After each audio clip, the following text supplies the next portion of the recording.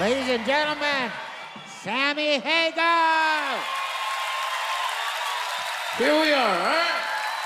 Everybody good?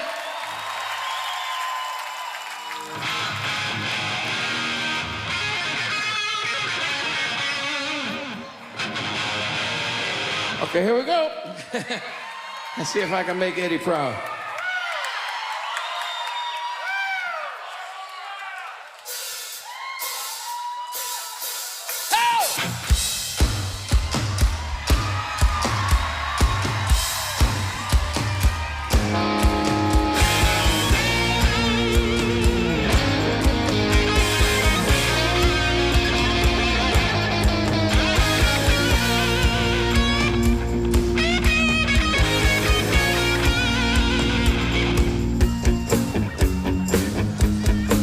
Like this. So a guy calls up his doctor. He says, "Doctor, I got a problem." He said, "What's your problem?" He says, "My wife's treating me like a dog." Doctor says, "Oh Lord, how long has this been going on?" The guy said, "Ever since I was a little puppy." So then Doc says, "You got a problem? You need to come in, you need some couch time." The guy said, "I ain't allowed on the couch."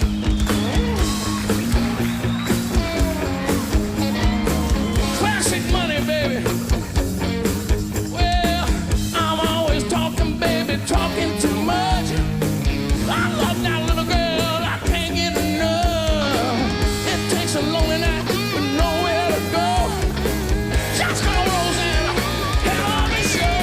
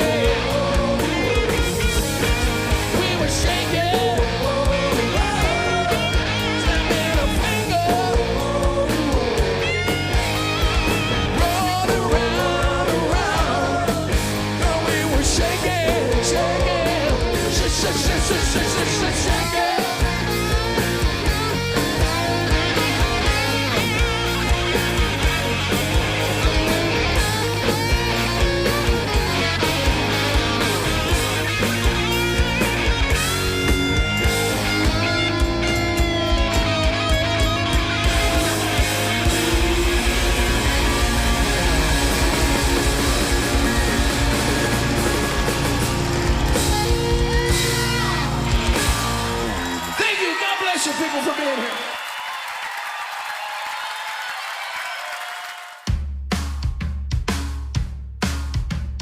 Hey everybody, I'm Sammy Hagar. Welcome to a very, very special, bittersweet, but wonderful episode of a rock and roll road trip. Today we are in Beverly Hills, California, where tonight we celebrate the life of one of my good friends, a music icon, the one and only Eddie Money. Now, we all know Eddie for Baby Hold On, 2 Tickets to Paradise, and of course, Take Me Home Tonight, some of the greatest hits. But most of all, he gave many of us some great, great memories. My personal friendship with Eddie was filled with a lot of crazy times, laughter, and some great music. And tonight, family, friends, and musicians are gathering on one stage to honor the memory and spirit of one of the good ones. Some of the people taking the stage tonight are Tommy Two-Tone, Mickey Thomas, John Waite, Greg Kihn, George Thorogood, Kevin Cronin, and Dave Amato of REO, and some special guests you're going to have to stick around to find out about. But it's not about the guests. Tonight, it's about the man who everyone knew as a natural performer who had a huge heart. Here's looking at you, Eddie, and welcome to another Rock and Roll Road Trip. When this show first started getting put together, you know, Lori contacted Kari, my wife, and they talked about it, and she said she wanted to film it and wanted to capture it on film. And I said, "Are you sure? I mean, this is something that's, you know, it's kind of personal. You know, I didn't even know she wanted to open it to the public or how she wanted to do it." I think the fact that his family, his band, you know, is here to play the songs with people that want to, and I do, I think that's so special. And Eddie had a lot of top 40 hits. I mean, he really wrote freaking hit singles, right? And the first thing you want to know is, well, who's going to do the best job and which songs, you know? And I think it was really tailored to the artists. But then when James Hetfield called me last week and said he was going to do it, and I said, well, what song are you going to do? And he said, Baby, Hold On to Me. I said, oh, wow, that's such a great song. But he's going to do it by himself acoustically. So I'm really, really looking forward to hearing that. I think that will be special. Eddie could have been a comedian. There's not a question about it. He was a jokester. He walks in my dressing room, he says, hey man, you hear the one about, oh, you know, and I'm going, what the hell? This guy's funny as Rodney Dangerfield. And so I gave him my phone number like a fool because every morning I got used to, I'm talking about for the last few years, waking up, pick up my phone, there's my text. Eddie Money's got a new joke. Hey, do you hear the one?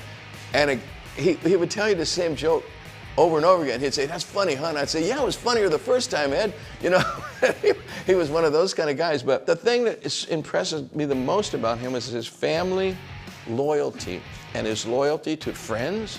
A guy like me, anybody, you needed something from Eddie, brothers, all you got to do is ask. But anytime we did anything that looked like it was a musical event and they were around, we always invited, you know, Eddie and Laura. And my 70th birthday, of course, was absolutely, he, you know, wanted to come down for the 70th birthday. I wanted to do a big 70th birthday party at Cabo, and Eddie came down, and you know, we're kind of, him and I were the same age, and so we celebrated a few days, like a week in Cabo and all that. Really, once again, really solidifying our friendship. Eddie, right up to the end, was still telling jokes. There's no question about that. But I think when he first got the news, or when he first started seeing it, he went through a little grumpy period. And I'm laughing about it now only because it was so out of character. At the High Tide Music Festival that I had, and Eddie had come out and sang earlier with REO Speedwagon. Later on, we wanted to do backup for Vince Neil singing Girls, Girls, Girls with my band. And I wanted Eddie and Kevin Cronin and anybody else on the show to come out and sing background. He was all grumpy about it. He was like, man, no, I don't want to do it, man. I got to get out of here. I'm going, Eddie, come on. You're crazy, man. It's going to be so much fun. We're just going to, you know, act stupid and stuff. No, no. And he wouldn't do it. And I didn't know, you know. And I thought, damn, Eddie's getting grumpy in his old age, you know, like we all do. But it wasn't that. And it's sad to look back. I was never tough on him by any means, but I saw it. I saw something was eating him. And then he, you know, when he told everybody, it was horrible. Eddie told me a joke one time that I tell again and again. I've got 3 jokes that I tell again and again. They're all 3 Eddie Money jokes. So these guys break in this guy's house and they tie him and the lady up, man. They tie him up in chairs and they start going through the place, ransacking it. And he's going, hey guys, listen. You know, just untie the lady and I'll give you everything you want. I'll show you where the money is, the jewelry. You have everything, anything you want. Just untie the lady and let her go. And the guy stops and goes, wow, man, you must really love your wife. He said, I don't know about that, but she's coming home in 15 minutes. Hey, my name is Sammy Hagar. Your mother's a big fan of mine.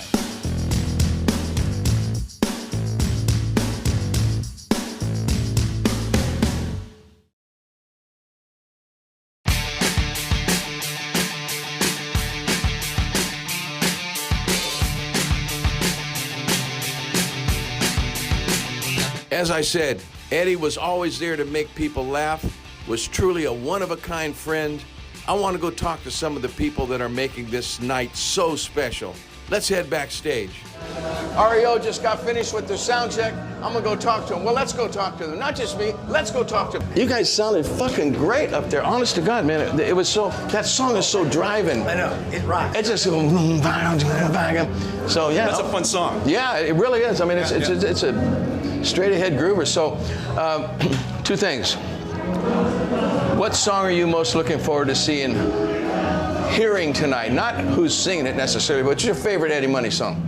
I gotta say, Walk on Water. 2 tickets. Me too. Okay, I'll meet you in paradise. Why are you doing the song You? Did someone ask you to do it, or did you pick that song? You know, I was asked to do it, and when I read the lyric and saw that Eddie wrote that lyric, it was like, that was where Eddie's head was at, man, right? He was in such a good place, yeah. You know, down to the finish line, man. And that lyric, Think I'm in Love, you know, it was true. My life's looking up, you know, that was where he was at, I felt, you know. Wow, how close were you with Eddie? Do you know him really well, or? I used to see him at the bank. Well, who had the bigger bag?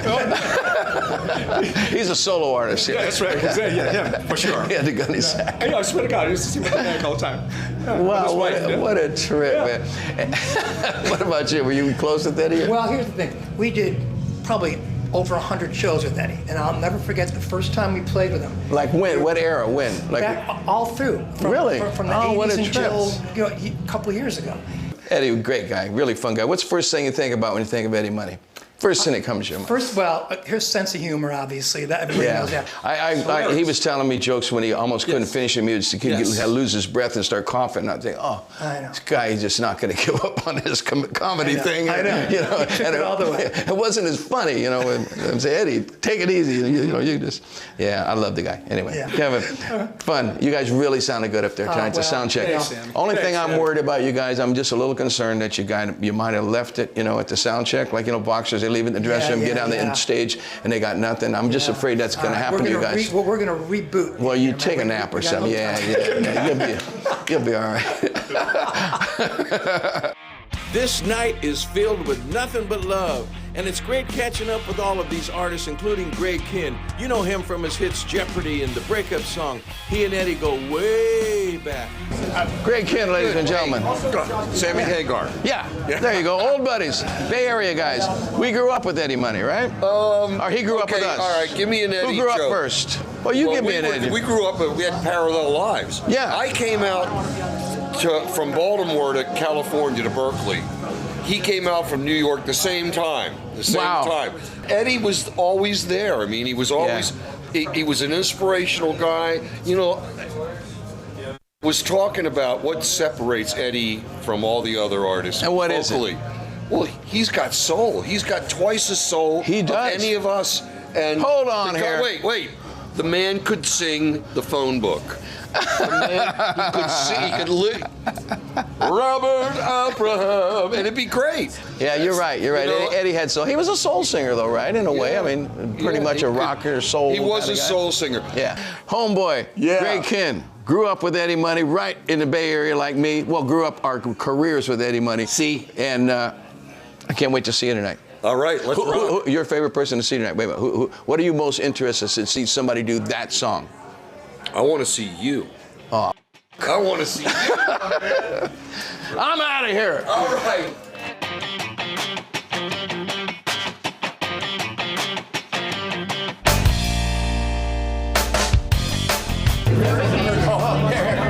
George Thurman, you know who he is, right?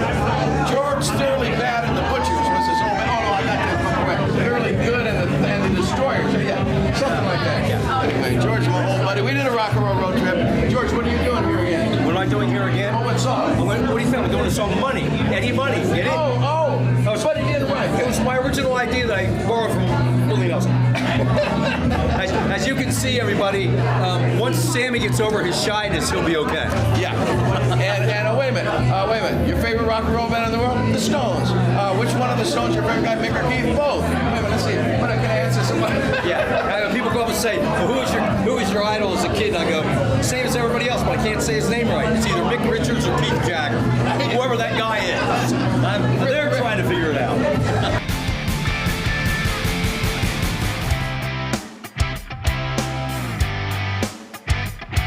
Over the years, Eddie touched the lives of many, and none more than the legendary Louis Anderson, who I was able to snag backstage. He and Eddie have been lifelong friends. So, Louis, you being a funny man yourself, yes? Yeah. What do you think about Eddie's humor? How good was he? Eddie, here's the thing about Eddie, and Laurie will tell you this is true. Eddie was funniest when he wasn't trying to be funny. As soon as Eddie started telling a joke, you just went, oh, God, this is great. But when he was just himself, he was really funny. He was charming, he was funny, and he called me up, Lo, I got one for you. And then it would be like, I can't tell this on stage. This is so filthy. This is the worst. Oh, he had all these PG jokes he told me. Why did he? I guess he saved all the dirty filthy stuff for you. I think he was naturally a funny person. I think I always have a theory that all comedians want to be rock stars, and all rock stars want to be comedians. What's the best joke you ever heard? Are you gonna tell me the joke that? Yeah, tell me an Eddie joke. So the joke I'm gonna tell in the middle of the show up there, in the middle of my song, where Eddie talks in the middle of this song, it comes down, boom, boom, boom, boom, boom, boom, boom, boom, and I'm gonna say the joke that I just think was funnier than shit, where Eddie says, this guy calls up his shrink and he says, "Hey Doc, I need to talk, man." He said, "What's the problem?" He said, "Well, my wife's treating me like a dog." And he goes, "Oh, well, how long has that been going on?" I said, "Oh, since I was a puppy." See, that was funny in itself, right? I thought, oh, this joke's over. Yeah. And the guy goes, "Oh, well, you need some couch time." He goes, "Hey, Doc, I ain't allowed on the couch." I mean, come on. That's a good joke. Great joke. It's got two tiers to it, you know? Yeah. But he's like Dangerfield. Like you said, Dangerfield seemed like he was probably funnier when he was not trying to be funny. Yeah. Like, But woe Eddie is me. Eddie had a character that he did. Yeah. Not on stage, and even when he'd get into that, he really had like a manic character. Yeah. That was enjoyable and a lot of charisma, and people, they loved him. Yeah. And you loved them so much, it didn't matter if the joke was good or not, because you loved the person, you know, delivering the joke to you. That's what I always noticed about Eddie. I always thought, I'm talking to Eddie Money, man.